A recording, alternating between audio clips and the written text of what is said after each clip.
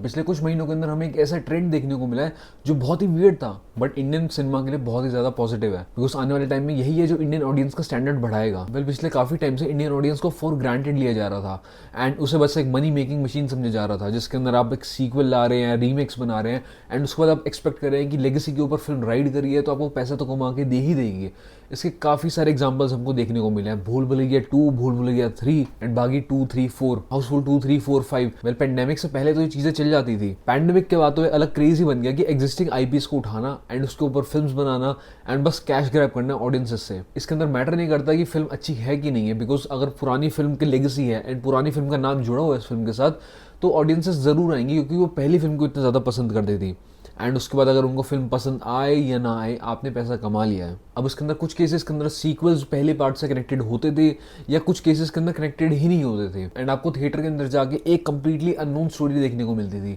जैसे कि भूल भुलैया 2 के केस में था। भूल भुलैया 2 के अंदर एंड भूल भुलैया 3 के अंदर कोई कनेक्शन नहीं है, भूल भुलैया 1 से भी कोई कनेक्शन नहीं है। एंड आई फील कि रीमेक्स के ट्रेंड का अगर सबसे ज्यादा फायदा किसी फिल्म ने उठाया तो भूल भुलैया 2 ही थी। वाई? बिकॉज हम उस टाइम में पैंडेमिक से निकले ही थे एंड हम क्रेव कर रहे थे कोई ऐसी चीज का जिसको देख के हम एंजॉय कर सके, एक कम्युनिटी एक्सपीरियंस जिसको हम एंजॉय कर सके। हम नेगेटिविटी से बाहर आए एंड हमको जरूरी था कुछ ऐसा देखना जिसको देख के हम हंस सके, कम्युनिटी के साथ एंजॉय कर सके। एंड वेल मैंने भी भूल भुलैया 2 थिएटर के अंदर देखी थी। हालांकि मुझे फिल्म इतनी ज़्यादा पसंद नहीं आई थी एंड अब तो इतनी फॉरगेटेबल फिल्म थी कि मैं उसके बारे में भूल भी चुका हूँ, बट मुझे ये याद है कि उस टाइम में थिएटर के अंदर लोग किस तरीके से हंस रहे थे, किस तरीके से लोग सेलिब्रेट कर रहे थे एंड लास्ट में जब भूल भुलैया का टाइटल ट्रैक आया था किस तरीके से लोग वहाँ पे नाच रहे थे। बट आई फील कि उसके अंदर फिल्म का ज़्यादा रोल नहीं था, उसके अंदर रोल था तो ये था कि हम नेगेटिविटी से आ रहे हैं एंड हमको कुछ चाहिए हंसने के लिए एंड उस टाइम में एक मीडियोकर से फिल्म भी अगर आ रही है जो हमको थोड़ा बहुत हंसने के लिए प्रोवाइड कर रही है तो लोग उसको एंजॉय कर रहे थे, चेरिश कर रहे थे। बट जैसे जैसे अब टाइम बीत रहा है अब ऑडियंसेस को ज़्यादा चाहिए, दे नीड समथिंग मोर। जैसे कि मैंने कल की वीडियो में भी किया था, provide people something more and वो सब प्रोवाइड करने के अंदर इंडियन सिनेमा फील कर रहा था।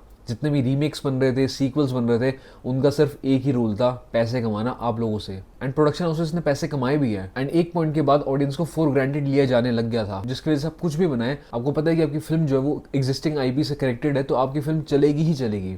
बट अब ऐसा चेंज होने वाला है, बिकॉज रिसेंटली कुछ महीनों के अंदर भी हमने नोटिस किया है कि जितने भी सीक्वल्स आए हैं वो पहले 1-2 दिन के बूस्ट के लिए तो अच्छा है, लेकिन उसके बाद ऑडियंसेस को पता चल जाता है and word of mouth spread होता है कि आपकी फिल्म जो है वो बहुत ही ज़्यादा बेकार है। हाउसफुल 5 के केस के अंदर भी ऐसा हुआ, वॉर 2 के केस के अंदर भी ऐसा हुआ। अब अगर आपको सीक्वल्स या रीमिक्स बनाने हैं तो आपको उसके लिए अच्छा कंटेंट चाहिए होगा, अच्छी स्टोरी प्रोवाइड करनी होगी एंड अगर ऐसा नहीं हुआ तो ठीक है, आपको 1-2 दिन का बूस्ट मिल जाएगा, आप इंस्टाग्राम के ऊपर अपने वो फेक कलेक्शंस पोस्ट कर सकते हैं। बट 2 दिन के बाद 3 दिन के बाद जो क्रेज आपका डाउन जाएगा एंड जितनी बड़ी आपकी डाउनफॉल होगी उससे बड़ी एम्बेरसमेंट कोई नहीं हो सकती, बिकॉज नहीं केवल आप लॉस में गए हैं, आपने अपनी लेगेसी को भी हार्म किया है। जिस फिल्म के ऊपर आप राइड करने की कोशिश कर रहे थे आपने उसको भी डीफेम करने की कोशिश करी है एंड फाइनेंशियल लॉस तो चलो अलग ही बात है। एंड अगर आपको मेरी बात पे विश्वास नहीं है तो कोई बात नहीं, आप थोड़ा टाइम वेट करिए, बागी 4 आने वाली है ना, आपको उस टाइम में पता चल जाएगा कि मैं कितना सही हूँ। एक फिल्म जो कंप्लीट रिप ऑफ है इंडियन फिल्म्स का ही, वो उसको देखना है किस तरीके से वो परफॉर्म करेगी बॉक्स ऑफिस के ऊपर। It will be a total disaster and हम सब बिहाइंड में बैठे होंगे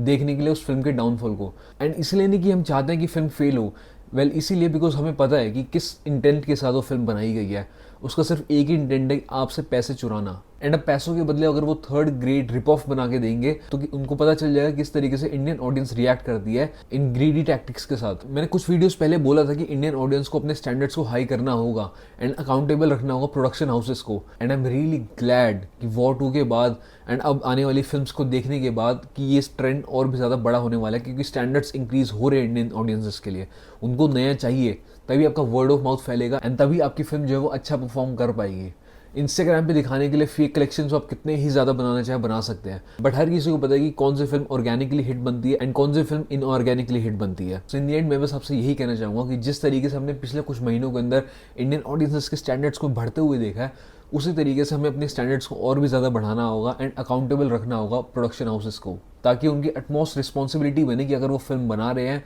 भले चाहे पैसे कमाने के लिए बना रहे हो, बट एक इंटेंट के साथ कि ऑडियंसेस को कुछ नया प्रोवाइड किया जाए। नया प्रोवाइड करने के अंदर अगर आप फील होते हैं तो समझ में आता है, बट अगर आप कुछ नया प्रोवाइड भी नहीं कर रहे, आप बस पैसा कमाना चाहते हैं एंड उसके बाद भी फील कर रहे हैं, then you deserve it. And आप रीमेक्स या सीक्वल्स के बारे में क्या फील करते हैं नीचे कॉमेंट्स के अंदर ज़रूर लिख के बताना।